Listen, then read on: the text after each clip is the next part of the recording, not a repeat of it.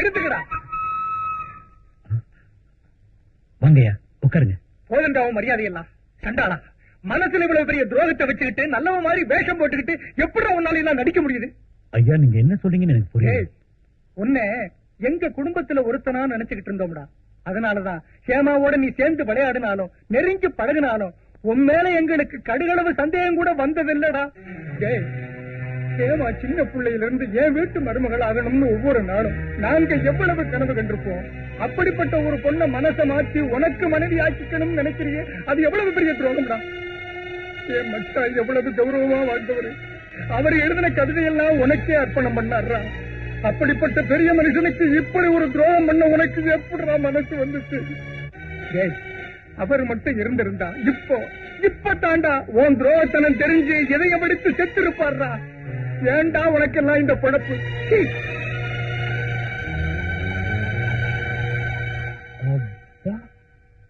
அந்த மாதிரியா செஞ்சா இந்த பாவி தப்புங்க. ஏண்டா சோறு போட்ட கைக்கு நெருப்பு வைக்கிறியா? நீ எல்லாம் ஏண்டா உயிரோடு இருக்கிற?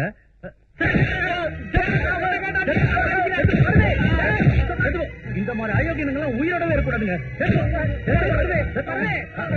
நீங்க சும்மா இருங்க. ஏண்டா குழந்தையாட்டம் பழகின சின்னமா கிட்டியே ஏண்டா உன் புத்தி இப்படி போச்சு? நீ நினைக்கல செத்து போ.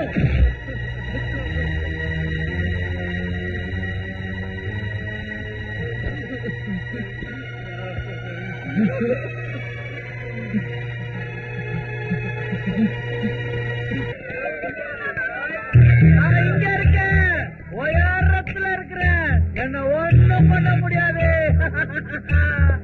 நில்லுங்க, யாராவது மேல வந்தீங்க குதிக்கிறேன், போங்க, தள்ளி போங்க. ஹெலிகாப்டர் ஹெலிகாப்டர் சுமாரியா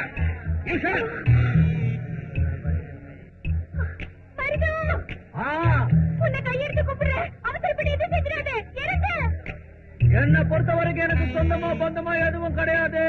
ஆனா நீங்க கௌரவமான குடும்பத்துல பிறந்திருக்கீங்க. உங்க குடும்பத்து பெரியவங்க பேச்ச நீங்க மதிச்சே ஆகணும். மதிக்கலன்னா இந்த ஆண்டவரோட இங்க இருந்து குதிச்சிடுவேன். அப்புறம் உங்களுக்கு கடவுள் இருக்க மாட்டாரு, குதிச்சிடுவேன். எதுக்காக நீ இத்தனை நாள் கஷ்டப்பட்டியோ அது கண்டிப்பா நிறைவேறும். இறங்கு மருது, என் பேச்சுக்களை இறங்கு, உன்னை கையெழுத்து கும்பிடுறேன். பெரியவங்க வார்த்தைக்கு நம்ம மரியாதை கொடுத்தாகணும். நம்ம இஷ்டத்துக்காக நம்ம பெரியவங்க மனசை நோகடிக்க கூடாது. இங்க இருக்கிறவங்க எல்லாம் என் பேச்ச கேட்டு ஒத்துக்கிட்டாதான் நான் கீழே இறங்கி வருவேன். இல்லன்னா இங்க இருந்து குதிச்சிடுவேன்.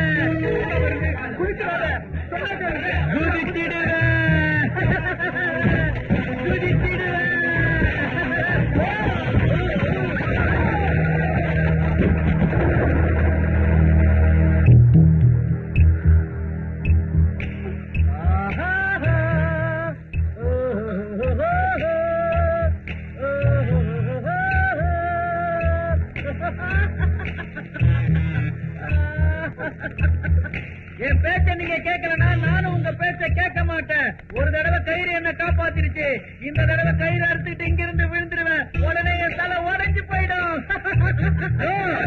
சொல்லுங்கம்மா. 1 2 கமல் மாமாவே கல்யாணம் பண்ணிக்கிறேன். கீழே இருக்கு. அதான் நான் உங்ககிட்ட எதிர்பார்த்தது. அதான் இப்போ நானும் என் ஆண்டவரும் கட்டக்கட்டான்னு இறங்கி வர போறோம். தட்டுங்க, கை தட்டுங்க.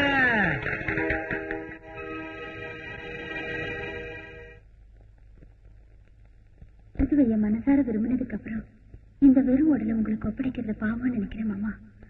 அதனால தற்கொலை பண்ணிக்கலாங்கிற முடிவுக்கு வந்துட்டேன். தயவு செஞ்சு என்ன தேடாதீங்க. ஹேமா.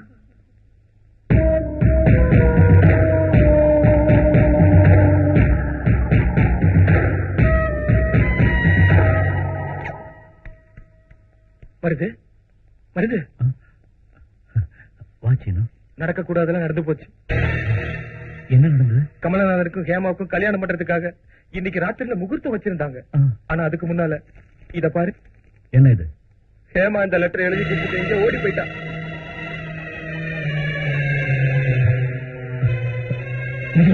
நெசமாத்தான் வருது.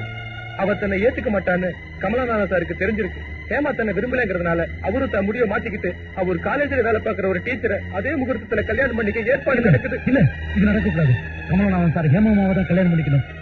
நீ என்ன சொல்ற மருது? ஹேமா இந்நேரம் அவசரப்பட்டு ஏதாவது ஆத்திரம் சின்னம்மாவுக்கு அரியன் சேர்த்துட்டு அந்த கடவுளுக்கு கூட மனசு விடாது. அவங்கள எந்த ஆபத்து நெருங்காது. நீ போய் சின்னம்மா எங்க இருக்காங்கன்னு தேடு. நான் இங்க இருந்து எப்படியாவது வெளியில வந்து கமலநாதன் சார் கையை கால பிடிச்சி அவங்க 2 பேரும் கல்யாணம் பண்ணி வைக்கிறேன். நீ போ.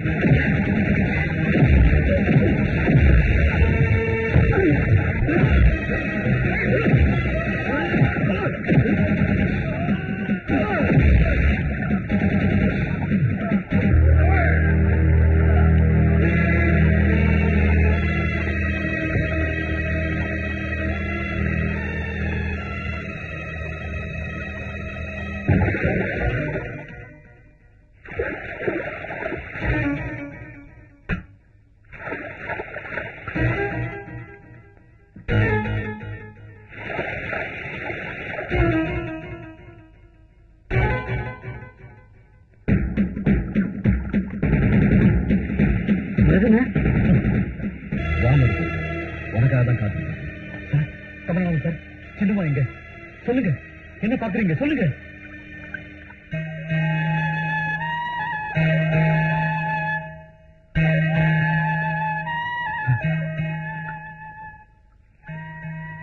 சொன்னா சின்னம்மாவை விட்டுட்டு நீங்க வேற யாரையோ நான் சொல்றதை கேளுங்க சாமி. சின்னம்மாவுடைய வாழ்க்கையில மட்டும் அநியாயம் நடக்கக்கூடாது சாமி.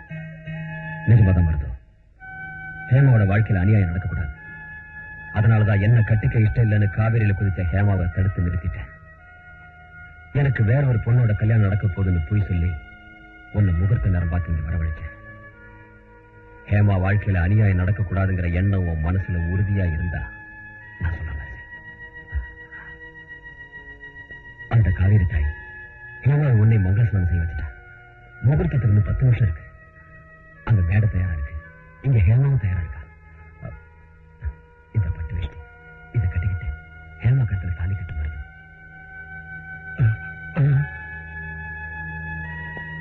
அப்பா மருது, சொந்தக்காரங்கெல்லாம் உதவி செய்யாம ஒதுங்கி இருந்த நேரத்துல எந்த சம்பந்தமும் இல்லாத நீ ஆபத் பாந்தவனா எங்க குடும்பத்துக்கு உதவியா ஹேமாவுக்கு ஆதரவா இருந்திருக்க.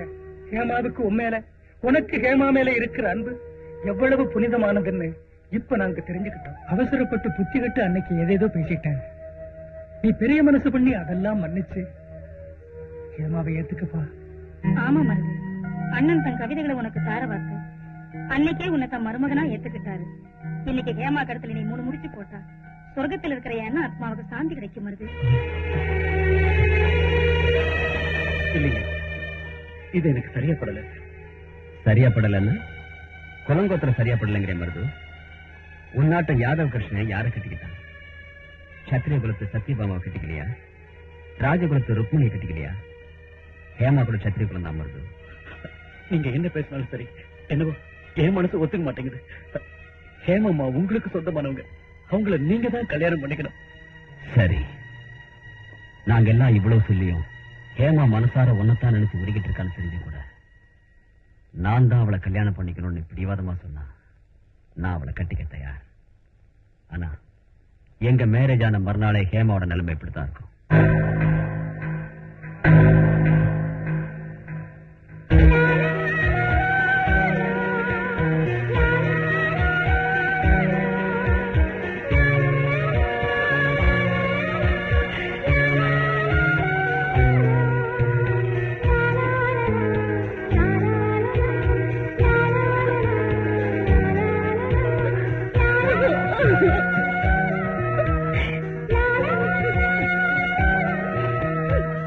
இவன் உனக்காகவே பிறந்திருக்கா.